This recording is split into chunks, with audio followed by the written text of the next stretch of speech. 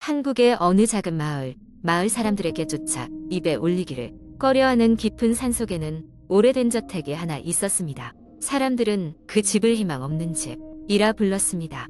이 집에 얽힌 이야기는 마을 어귀에서부터 시작되었습니다. 오래전 그 집에는 유명한 의사 가족이 살고 있었습니다.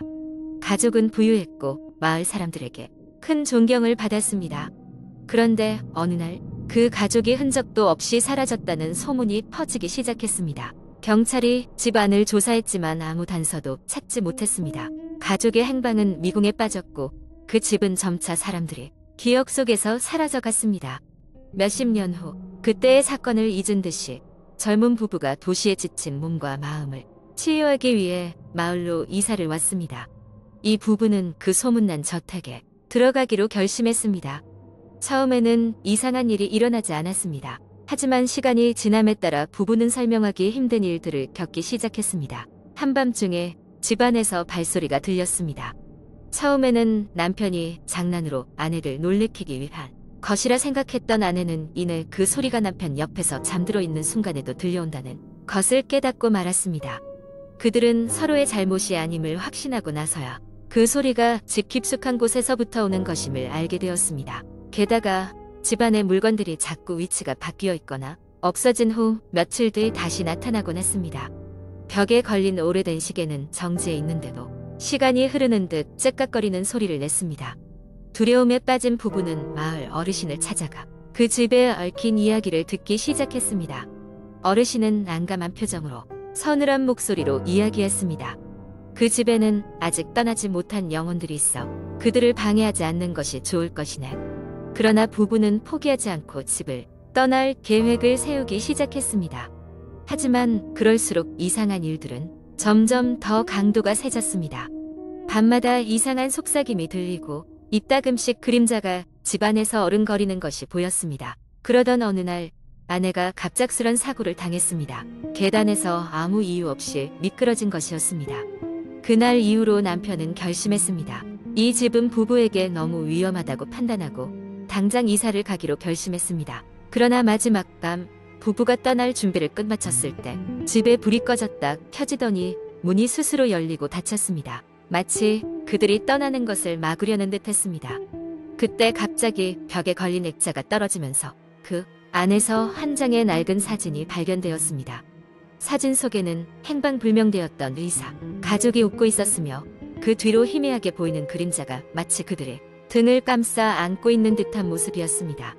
그제야 부부는 집에 남아있는 영혼의 정체를 알아차렸습니다. 부부는 그 사진을 조심스럽게 다시 액자에 넣고 문 앞에 놓고 간신히 집을 빠져나왔습니다.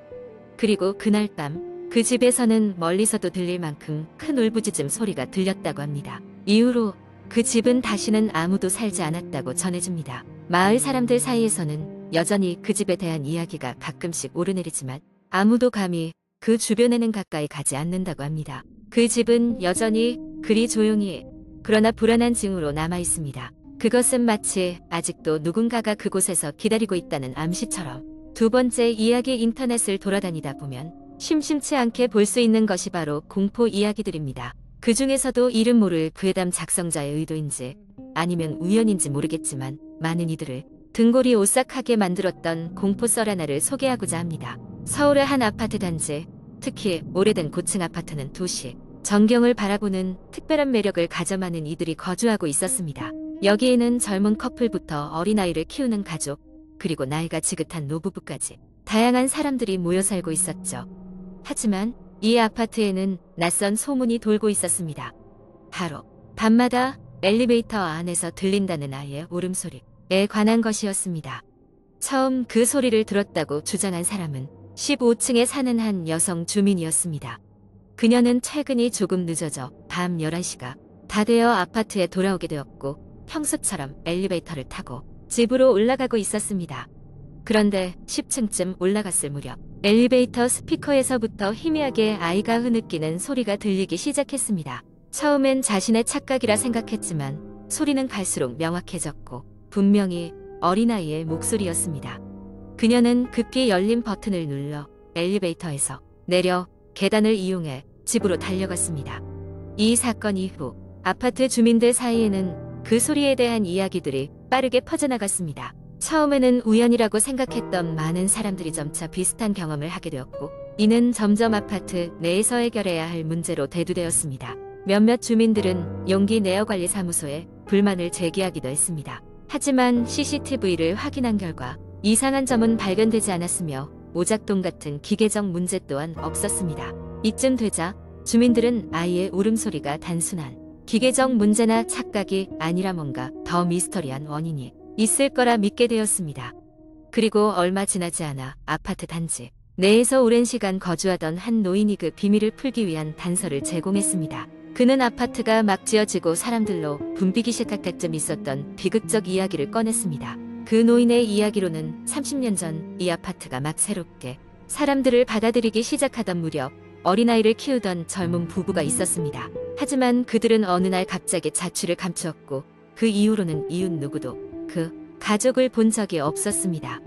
당시 사람들은 그저 이혼했거나 이사를 갔을 것이라고 생각했지만 몇몇 목격자는 신경질적이던 남편이 평소에 보이지 않던 큰 이삿짐 상자를 들고 나가는 것을 보았다고 전했습니다. 그 후 여러 주민들이 엘리베이터를 탈 때마다 기묘한 소리가 들렸습니다.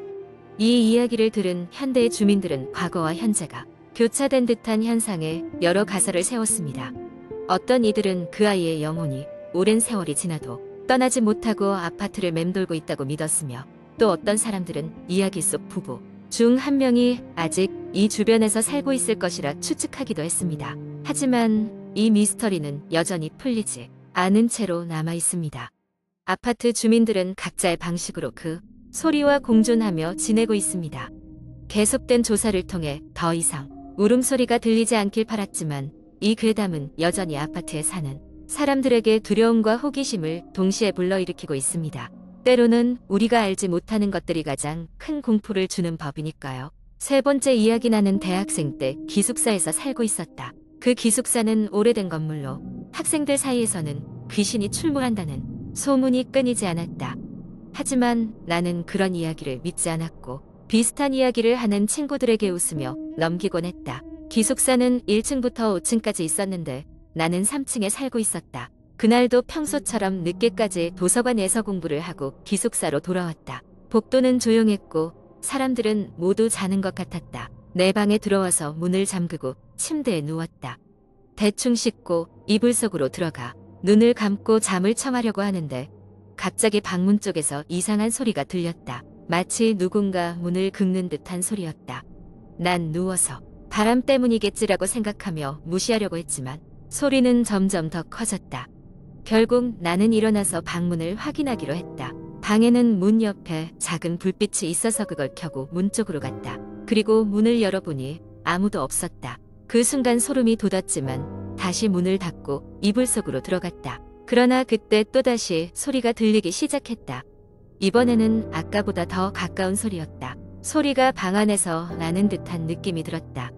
나는 무서워서 이불을 뒤집어 썼다. 그런데 그 순간 누군가 내 침대 끝을 누르는 느낌이 들었다. 심장이 터질 듯 뛰었지만 나의 호기심은 두려움을 조금씩 이겨내기 시작했다. 침대에서 일어나 조심스레 방을 둘러보기 시작했다. 방 안에는 나 혼자였고 방문은 여전히 잠겨 있었다. 착각이겠지. 너무 피곤해서 그런가 보다라는 생각으로 애써 나 자신을 달랬다. 다음 날 나는 친구들에게 이 이야기를 했다. 친구들은 놀리듯이 드디어 귀신이 널 찾았구나 하고 웃었다.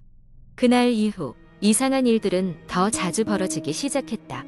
방 안의 물건들이 가끔씩 다른 위치로 옮겨져 있거나 내가 기억하지 못하는 방식으로 책들이 펼쳐져 있었다. 하지만 그중 가장 무서운 일은 몇 주 뒤에 벌어졌다. 늦은 밤, 이번에는 3층 자체가 이상하게 느껴졌다. 복도 끝에 있는 큰 유리 창문으로 달빛이 들어오고 있었지만 그 빛이 너무 차갑고 오싹했다. 그날따라 복도를 지날 때마다 뒤에서 누군가가 따라오는 듯한 느낌이 강하게 들었다. 그리고 내 방 앞에 도착했을 때 문이 살짝 열려 있는 걸 발견했다. 분명히 나올 때 꼭 닫고 나왔는데 말이다. 경계심을 가지고 방에 들어가 보니 그곳에는 아무도 없었다. 안도의 한숨을 내쉬며 문을 닫으려는 순간 복도 끝에서 카메라 플래시가 터지는 듯한 강한 빛이 번쩍였다. 깜짝 놀라 복도를 다시 살펴보았지만 아무도 없었다. 그날 이후로 나는 그 기숙사에서 떠날 준비를 하기 시작했다. 짐을 싸면서도 무언가 나를 지켜보고 있다는 느낌을 떨칠 수가 없었다. 이전까지의 모든 이상한 경험들이 마치 하나의 거대한 퍼즐처럼 연결되는 기분이었다. 마지막 날 짐을 모두 정리하고 방을 나서려던 순간 이번엔 복도에서 분명히 들을 수 있는 목소리가 나를 불렀다. 거기 누구? 돌아서서 복도를 응시했을 때 복도 중간쯤에 불쌍하게 서 있는 그림자가 눈에 들어왔다. 그리고 그것은 천천히 내 쪽으로 다가오고 있었다. 나는 달리기 시작했다. 복도를 지나 출구로 달려가 기숙사를 벗어나 학교 앞 거리로 나왔다. 그리고 나서야 그 기숙사는 뒤에 남겨졌다는 생각에 안도의 한숨을 내쉬며 즈음 되돌아봤지만 이미 나는 안전한 곳으로 나와 있었다. 그 이후로 그 기숙사에 다시 발을 들이지 않았고 졸업 후 그 학교 또한 떠났다. 언젠가 친구들에게서 들은 바에 따르면 그 기숙사는 결국 재건축을 위해 철거되었다고 한다. 하지만 여전히 그곳에서는 완전히 잊지 못할 무언가가 느껴진다고들 했다. 나는 그날 이후로 마음 한켠에 조용히 자리 잡고 있는 그 무서운 경험을 기억하면서도 절대로 다시 그 비슷한 상황에 놓이지 않기를 바라고 있다.